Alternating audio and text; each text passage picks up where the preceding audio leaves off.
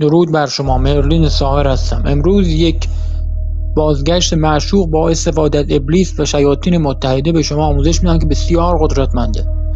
هر روزی از هفته میتونید این کار رو انجام بدید.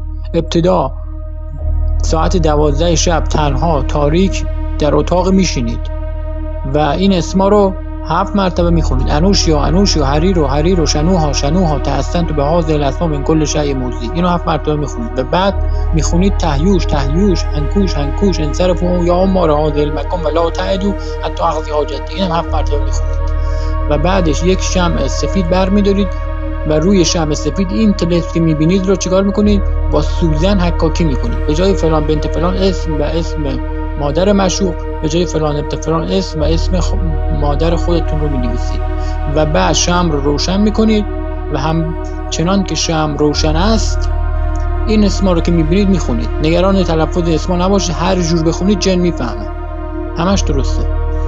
و بعد این شمع به پایان میرسه طی چند ساعت و بعد یک کاغذ سفید برمی‌دارید و این طلسم که میبینید همون طلسم قبلی روی کاغذ با قلم مشکی می‌نویسید و بعد یک شمع ساده دوباره روشن میکنید. روی شمع نیاز نیست هیچ حکاکی بشه و این کاغذ رو بالای شمع نگه می‌دارید جوری که فقط گرم بشه و آتش نگیره و این اسما رو دوباره 103 مرتبه میخونید و بعد شمع رو خاموش میکنید و این کاغذ رو میبرید روبروی خانه معشوق.